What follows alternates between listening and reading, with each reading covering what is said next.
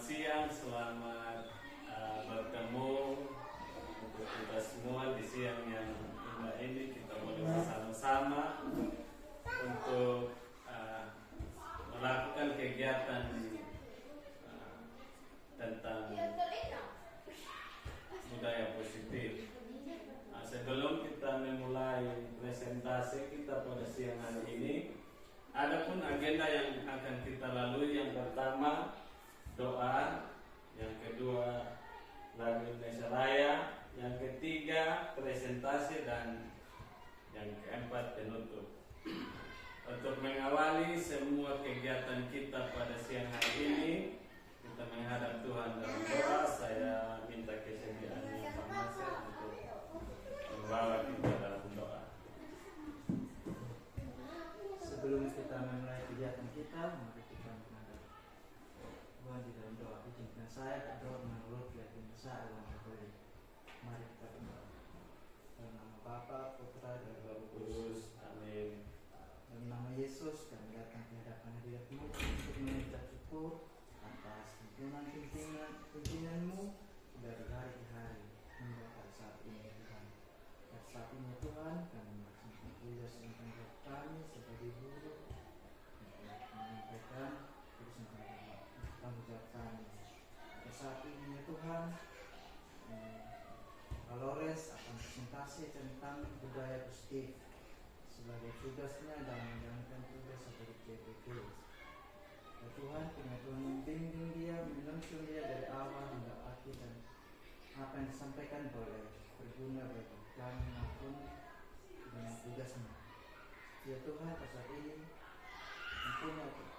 ampuni atas salah dan dosa kami, Tuhan. Dengan nama Yesus Kristus kami berdoa. Terima kasih Tuhan. Amin. Nama Bapa, Putra, dan Roh Kudus. Jadi baik, terima kasih untuk Pak Marcel yang telah membawa kita dalam doa. Yang berikut kita menyanyikan lagu Indonesia Raya. Semua peserta dimohon untuk berdiri.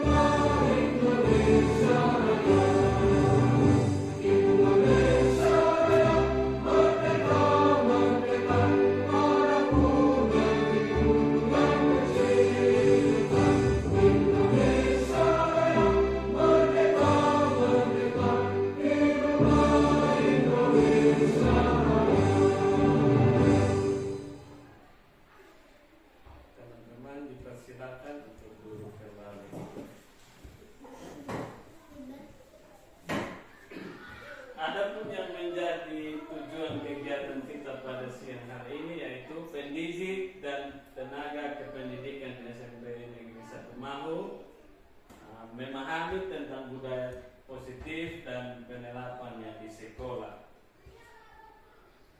Kesepakatan dalam kegiatan ini. Yang pertama, seluruh peserta memiliki kesempatan yang sama untuk berpendapat. Kesepakatan yang kedua, berpikir terbuka, saling menghormati. Yang ketiga, jika ada peserta yang ingin bicara lain mendengarkan. Kesepakatan yang keempat, berpendapat setelah dipersilahkan. Yang kelima, berpartisipasi penuh. Dan yang keenam, mengikuti seluruh kegiatan dengan perasaan gembira dan bahagia. Yang pertama, budaya positif. Pengertian budaya positif merupakan perwujudan dari nilai-nilai atau keyakinan universal yang diterapkan di sekolah. Budaya positif dapat mendorong murid untuk mampu berpikir, bertindak dan mencipta sebagai proses kemerdekaan dirinya, sehingga murid mampu mandiri dan bertanggung jawab. Konsep inti dari budaya positif terdiri dari beberapa bagian. Yang pertama, perubahan paradigma belajar. Yang kedua, disiplin positif. Ketiga, kebutuhan dasar manusia. Yang kelima, posisi kontrol guru. Keenam, keyakinan kelas. Dan yang ketujuh, restitusi. Yang pertama, pembelajaran dengan paradigma baru. Pembelajaran dengan paradigma baru merupakan pembelajaran yang dirancang berdasarkan prinsip pembelajaran berdiferensiasi. Sehingga para peserta didik belajar sesuai dengan kebutuhannya berdasarkan tahap perkembangan sesuai teori psikologi modern untuk mewujudkan profil pelajar Pancasila. Pengertian dari pembelajaran berdiferensiasi yang menjadi pokok dari pembelajaran dengan paradigma baru. Pengertian dari pembelajaran berdiferensiasi. Pembelajaran berdiferensiasi itu adalah pendekatan dalam proses belajar mengajar yang bertujuan untuk menyesuaikan metode pengajaran, materi dan penilaian dengan kebutuhan, minat dan kemampuan setiap individu siswa. Konsep ini diimplementasikan dengan cara memberikan variasi dalam cara penyampaian materi, aktivitas yang dilakukan siswa dan cara penilaian keberhasilan mereka. Tujuan utama dari pembelajaran berdiferensiasi adalah untuk memastikan bahwa semua siswa tanpa memandang perbedaan kemampuan atau latar belakang mereka dapat mencapai potensi maksimal mereka dalam belajar. Itu merupakan pengertian dari pembelajaran berdiferensiasi. Mungkin dari kita yang hadir ada yang tahu berdiferensiasi itu ada berapa yang kita lakukan. Ada 3, Pak. Oke, silakan Ibu Wakil. Ada diferensiasi Proses, konten, konten, dan produk. dan produk. Betul sekali. Kita berikan aplaus kepada Ibu Wakil. Mungkin ada yang lain, ada yang sependapat atau beda dari itu. Sependapat. Mungkin kalau berdiferensiasi proses itu yang seperti apa? Mungkin dari teman-teman bisa. Proses. Tadi kan ada 3, proses, konten, dan produk. Proses itu kira-kira yang seperti apa?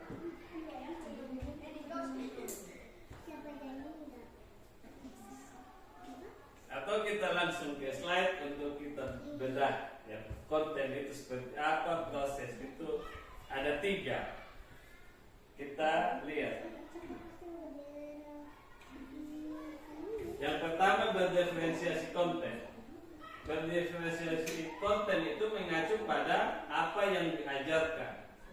Guru dapat memodifikasi konten atau materi pembelajaran berdasarkan tingkat pemahaman dan minat siswa. Misalnya yang lebih cepat memahami suatu konsep mungkin diberikan materi tambahan atau tantangan lebih lanjut.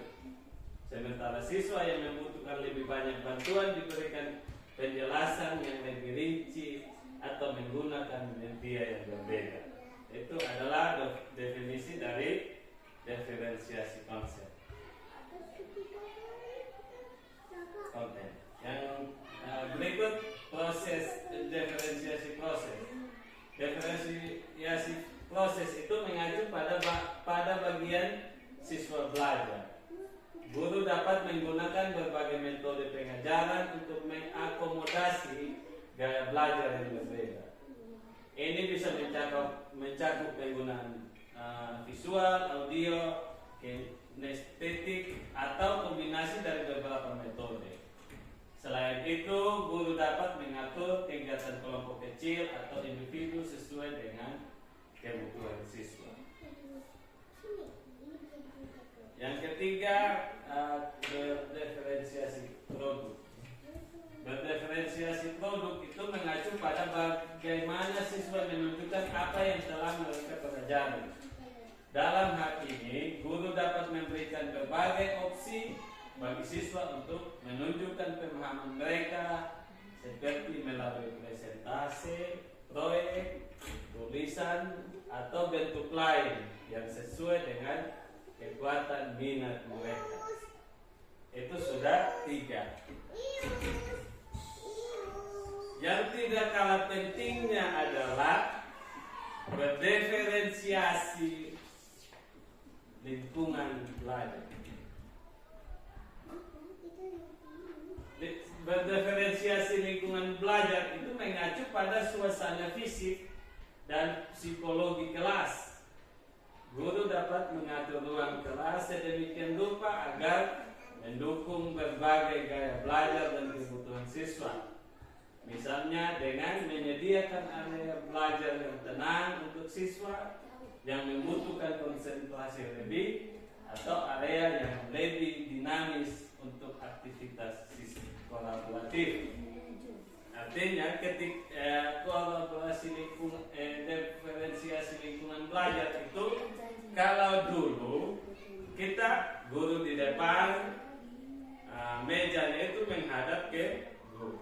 Tapi sekarang banyak guru-guru hebat yang telah melakukan berdiferensiasi lingkungan belajar dengan membuat posisi duduk itu meja bentuk U, ada yang kelompok dan sebagainya.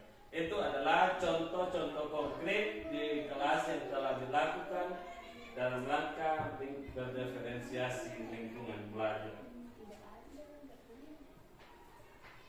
Mengapa guru penting menggunakan pembelajaran berdiferensiasi? Dengan menggunakan pembelajaran berdiferensiasi, guru berusaha untuk memenuhi kebutuhan setiap siswa, memastikan bahwa mereka terlibat dalam proses pembelajaran dan mendorong mereka untuk mencapai hasil belajar yang optimal.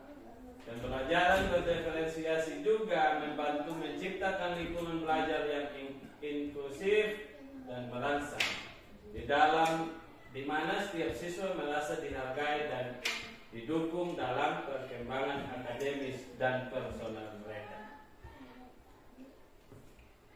Artinya, kalau kita feedback ke belakang, kita melihat proses pembelajaran yang sebelumnya, guru menggunakan satu model pembelajaran untuk, misalkan dalam satu kelas 20 siswa, satu model saja. Jadi semua siswa tidak terlayani sesuai dengan minat dan bakat belajar mereka. Pembelajaran berdiferensiasi ini menuntut kita untuk melayani setiap murid sesuai dengan minat dan kebutuhan belajar. Kalau 20 orang dalam satu kelas, maka model itu kita harus sesuai dengan minat mereka. Kalau 20 ya kita bisa 20, atau karena sudah dipetahkan sesuai dengan minat, ada bervariasi model yang kita kembangkan untuk memenuhi kebutuhan belajar mereka. Yang kedua, disiplin positif.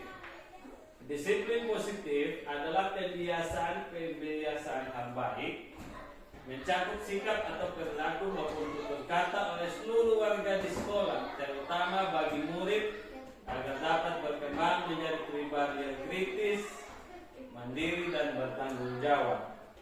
Sebagai pendidik, tujuan kita adalah menciptakan peserta didik yang memiliki disiplin diri sehingga mereka berperilaku mengacu kepada nilai-nilai kebajikan universal dan memiliki motivasi dalam dirinya menuju perubahan perilaku ke arah yang lebih baik.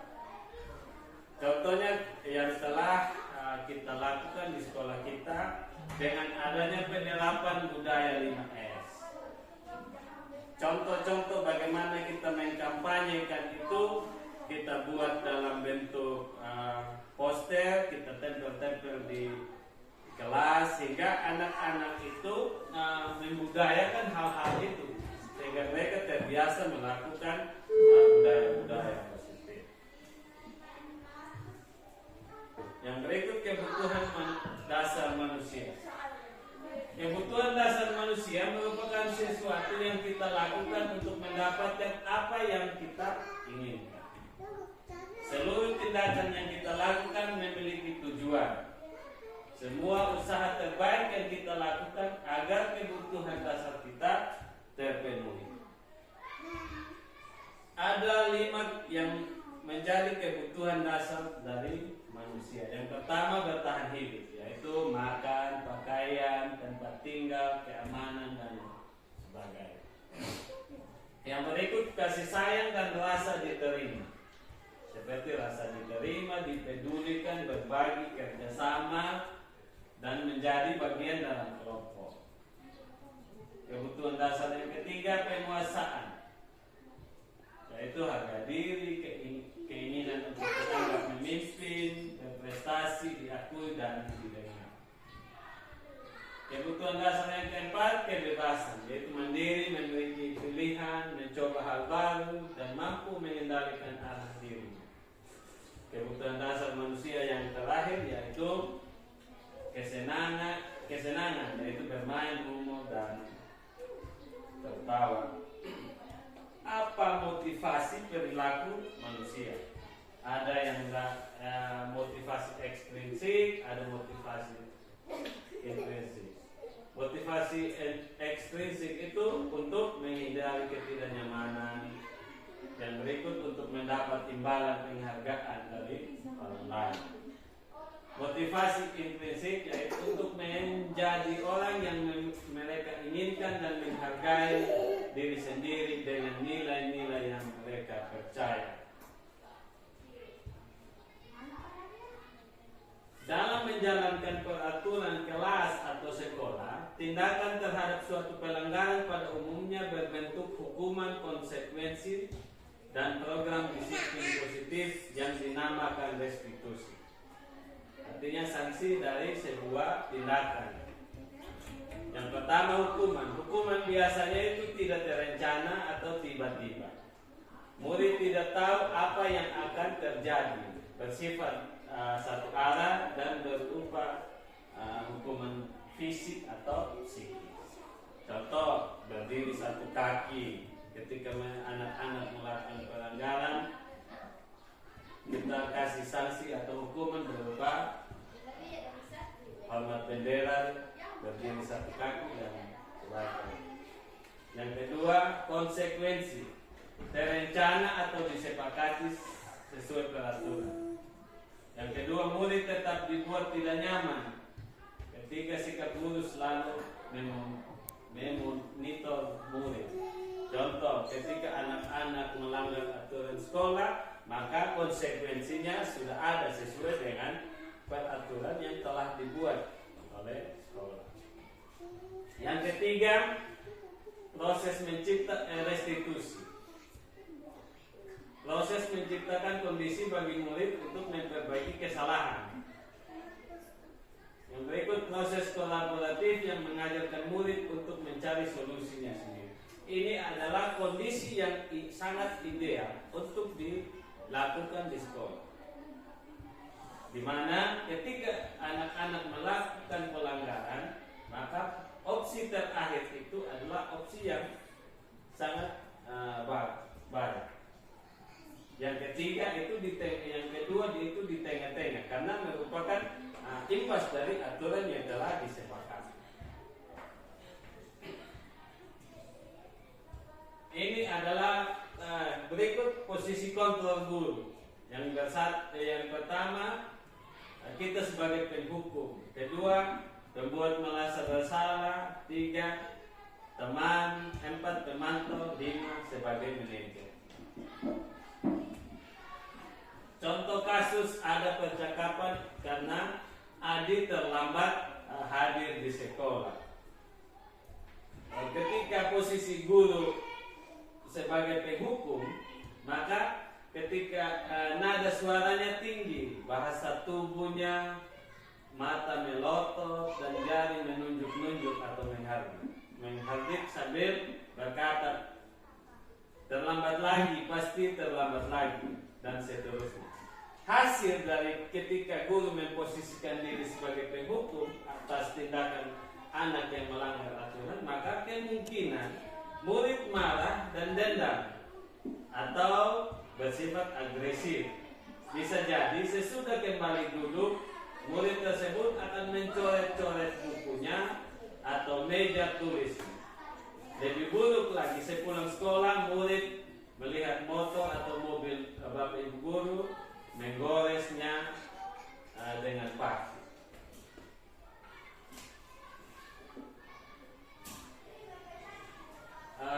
Yang berikut, ketika guru memposisikan diri sebagai pembuat merasa bersalah, biasanya nada suara memelas, harus, sedih.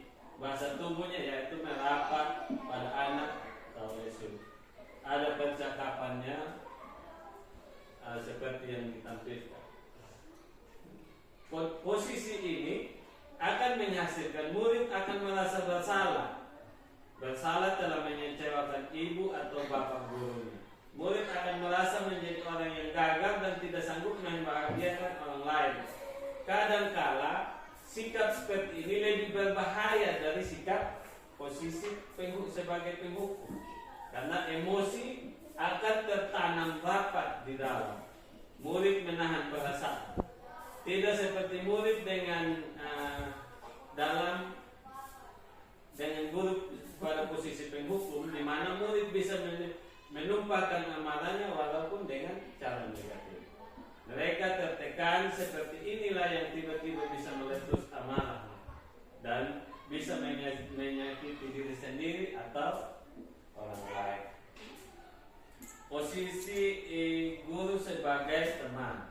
Nada suara biasanya ramah, akrab dan bercanda. Bahasa tubuhnya biasanya merapat pada murid, mata dan senyum menyenangkan. Seperti itu di tampilan proses percakapannya, dan hasil dari ketika guru memposisikan diri sebagai dengan siswa itu sebagai teman, murid akan merasa senang dan akrab dengan guru. Ini termasuk dampak yang positif. Hanya saja di sisi negatif, murid menjadi tergantung pada guru tersebut. Bila ada masalah, dia akan merasa bisa mengandalkan guru tersebut untuk membantunya. Akibat lain dari posisi teman, Adi hanya akan berbuat sesuatu bila yang menyuruh adalah guru tersebut, dan belum tentu berlaku yang sama dengan guru yang lain. Yang berikut, posisi guru sebagai pemantau. Biasa nada suara datar, bahasa tubuh formal. Ada percakapannya di slide. Hasil dari posisi guru dengan pemantau, maka murid memahami konsekuensi yang harus dijalankan karena telah melanggar salah satu peraturan sekolah. Guru tidak menunjukkan suatu emosi yang berlebihan, menjadi marah atau membuat merasa berbuat salah. Murid tetap dibuat tidak nyaman, yaitu dengan harus tinggal kelas pada waktu jam istirahat dan mengerjakan tugas. Guru tetap harus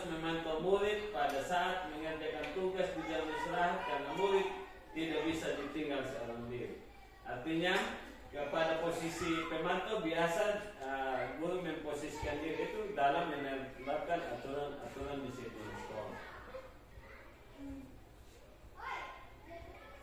Posisi sebagai manajer.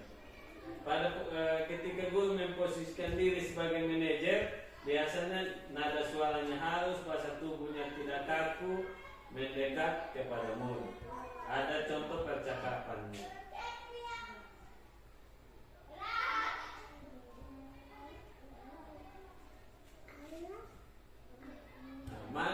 Maka pada posisi guru sebagai manajer, maka suara guru sebaiknya tulus, tidak perlu marah, tidak perlu meninggikan suara, apalagi menunjuk-nunjuk jari ke siswa, bercakap pinggang atau bersikap seolah-olah menyesal, tampak sedih sekali akan perbuatan murid, ataupun bersenda gurau, menempatkan diri sebagai teman murid. Fokus ada pada murid, bukan untuk membahagiakan guru atau orang tua. Murid sudah mengetahui apa adanya suatu masalah dan sesuatu perlu terjadi. Bila guru mengambil posisi pemantau, guru akan melihat apa konsekuensinya, apa peraturannya. Namun pada posisi manajer, guru akan mengembalikan tanggung jawab pada murid untuk mencari jalan keluar permasalahannya dengan bimbingan guru. Maka kelima posisi guru itu sering terjadi di lingkungan sekolah. Posisi guru yang paling ideal adalah sebagai manajer, di mana sebentar kita akan bahas lebih lanjut di segitiga restitusi tentang posisi guru yang ideal seperti apa dalam menghadapi persoalan yang terjadi ketika siswa melanggar aturan sekolah. Contoh lain dari penerapan posisi kontrol guru, ketika guru memberikan hukuman seperti berdiri dengan sebelah kaki di depan kelas, maka pada kondisi itu guru sedang berada di posisi sebagai pemukul. Contoh lagi ketika guru mengeluarkan kata-kata seperti yang telah ditampilkan, maka pada posisi itu guru menempatkan diri sebagai pembuat merasa bersalah. Artinya guru mengeluarkan kata-kata sehingga anak itu merasa sangat bersalah atas tindakannya. Yang berikut, ketika guru memposisikan diri sebagai teman, kadang-kadang guru bercanda dengan siswa.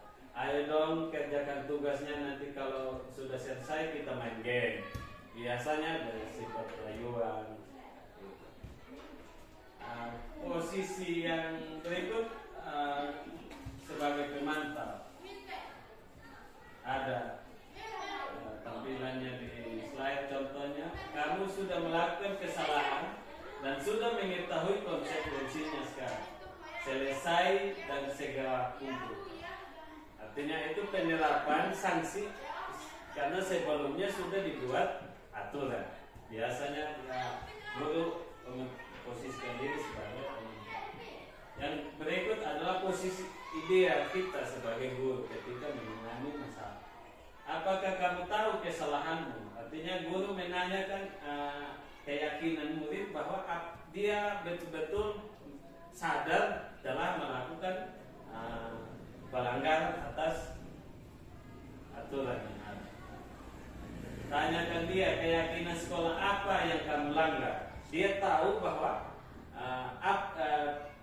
kesepakatan yang telah dia langgar. Validasi masalah. Dan yang berikut, apa yang kamu akan lakukan untuk menyelesaikannya. Artinya kita memberi opsi kepada siswa supaya dia bisa menyelesaikan sendiri atas masalah. Ya.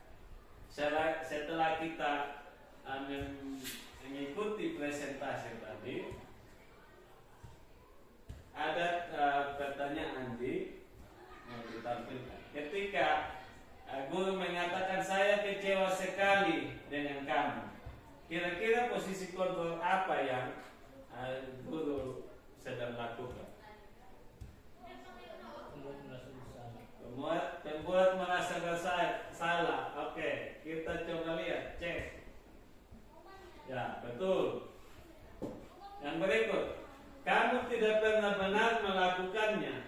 Sekarang keliling lapangan 3 kali. Posisi sebagai penghukum. Kita cek. Ya, betul. Yang berikut. Kira-kira bagaimana kamu akan memperbaiki masalah ini? Ketika guru berkata demikian, kira-kira guru memposisikan diri sebagai manajer. Oke, kita cek. Yes. Yang berikut, posisi kotor apakah aku? Ayo, lakukanlah demi bapak atau pak demi ibu guru. Berarti guru memposisikan diri sebagai betul. Kita tepuk tangan untuk kita semua. Next. Ya, kamu terlambat 15 menit. Apakah kamu sudah mengerti konsekuensi yang dilakukan bila terlambat? Posisi itu guru memposisikan diri sebagai pemantau. Kita cek. Yes. Berikut. Keyakinan kelas. Keyakinan kelas merupakan kesepakatan kelas yang diyakini bersama guru dan murid dengan harapan dapat meningkatkan kedisiplinan murid. Pembentukan keyakinan kelas.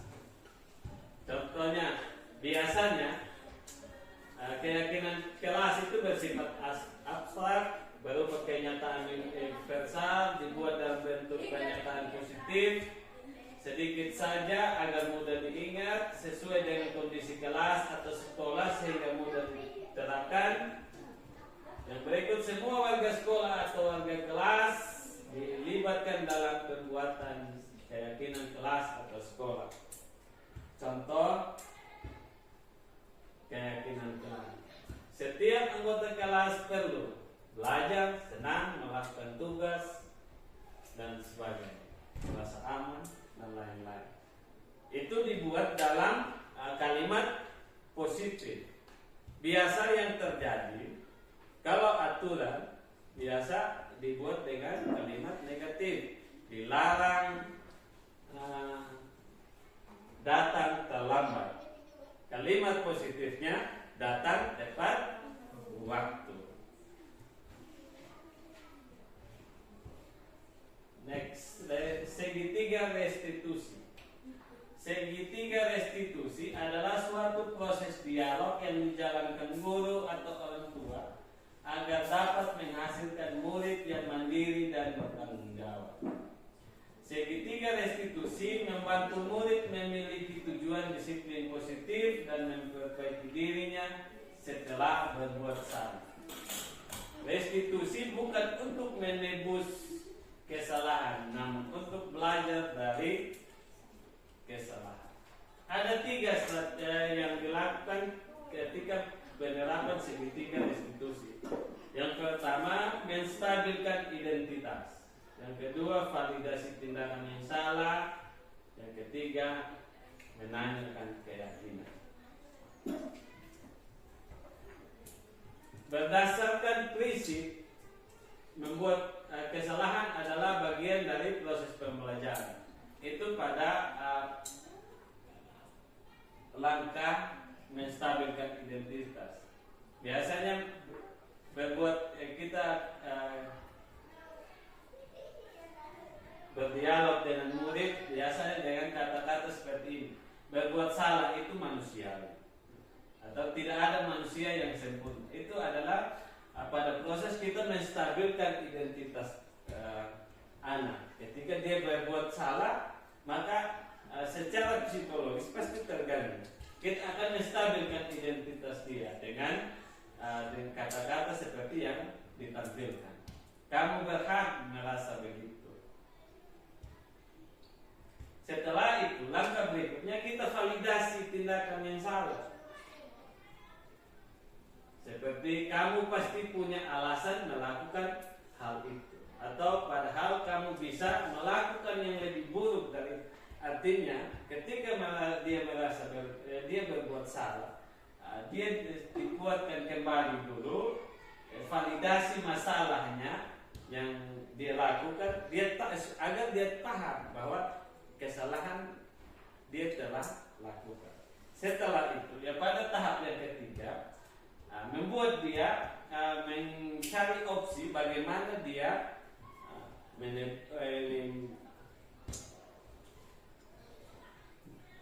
dia membangkitkan kembali semangatnya untuk tidak berbuat kesalahan yang telah dia buat, tidak mengulanginya lagi.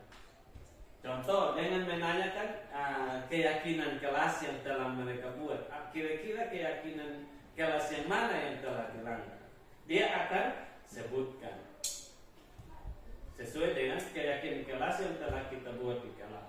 Ketika dia sudah sebutkan, saya melanggar keyakinan kelas yang itu Pak, datang sekolah, kalau siswa terlambat misalkan datang sekolah tepat waktu. Nah, terus apa yang dilakukan ketika dia tahu bahwa dia telah melanggar kesepakatan, maka dia akan berupaya melakukan datang tepat waktu, karena keyakinan kelas itu bukan dibuat guru sendiri, tapi dibuat secara bersama-sama. Biasanya aturan yang dibuat bersama atau keyakinan kelas karena dibuat bersama-sama, maka mereka akan melakukan dengan penuh tanggung jawab.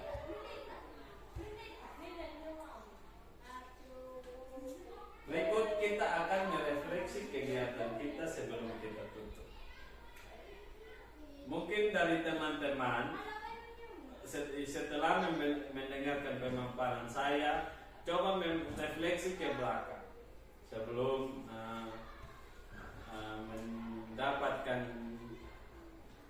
pemaparan dari saya. Kira-kira apa yang telah dibuat yang mungkin tidak sesuai, dan apa yang akan dilakukan setelah mendengarkan pemaparan ini. Ada perubahan disiplin positif. Mungkin ada salah satu yang mungkin bisa berefleksi.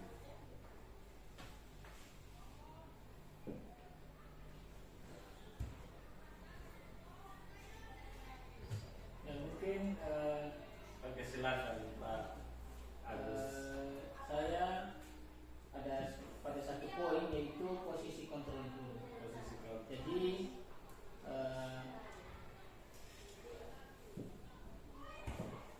sebelum kita mendengarkan penyampaian budaya positif dari Pak Wayan tadi, kita mungkin belum tahu apa saja posisi kontrol guru. Yang posisi ideal kita sebagai guru, mungkin ada yang menjadi penghukum, kemudian pembuat merasa bersalah dan lain sebagainya. Jadi ternyata ada kontrol guru sebagai manajer atau posisi ideal sebagai guru. Jadi menurut saya itu yang perlu kita budayakan sebagai seorang guru, yaitu menjadi seorang manajer, agar antara guru dan siswa tidak menimbulkan hal-hal yang tidak baik. Mungkin Kita berikan aplaus kepada Pak Agus yang sudah merefleksi. Mungkin ada dari. Terima kasih Pak. Oke, silakan Ibu Wakil. Baik, terima kasih atas kesempatannya untuk melakukan refleksi. Mungkin selama ini, selama menjadi guru, ada beberapa hal yang pernah saya lakukan. Iya. Terlebih menjadi saya menghukum kepada murid ketika para siswa itu sudah sangat tidak bisa dikontrol pada saat melakukan suatu kesalahan. Nah, melalui kegiatan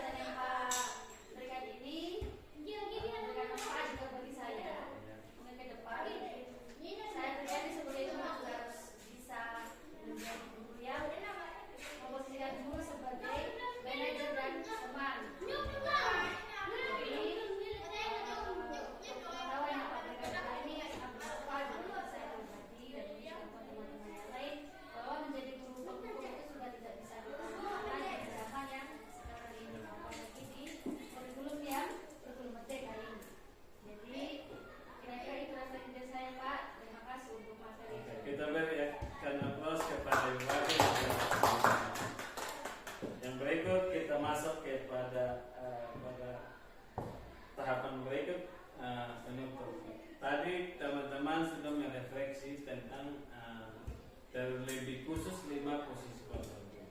Memang idealnya adalah manajer, tapi kadang-kadang kita menerapkan kita juga ingin pada posisi satu tingkat ke bawah, yaitu sebagai teman. Mungkin itu perlu kita pikirkan karena berkaitan dengan latar belakang keluarga, pendidikan rumah tangga, situasi ekonomi itu berdampak pada menentukan pilihan kita, apakah kita posisi sebagai teman. Jangan sampai anak-anak kita memposisikan diri sebagai teman, jangan-jangan mereka lost control. Tapi ketika kita memposisikan diri sebagai teman, tetap kita memperhatikan bagaimana batas-batasnya, sehingga tidak lost control. Mereka anggap bahwa murid teman saja, sehingga sampai terjadi hal-hal yang lebih dari status guru sebagai guru dan murid. Itu memang perlu diperhatikan. Dalam penerapan program disiplin positif, hendaknya guru memiliki standar kepribadian profesional dan sosial yang baik, di mana guru mampu merefleksi dirinya dalam posisi kontrol saat ini. Bagaimana perjalanan dirinya sebagai among atau manajer yang menuntut murid-muridnya menjadi insan yang mandiri, merdeka, dan bertanggung jawab, kutipan dari Standar Nasional Pendidikan. Cukup sekian, terima kasih atas kebersamaan kita hari ini.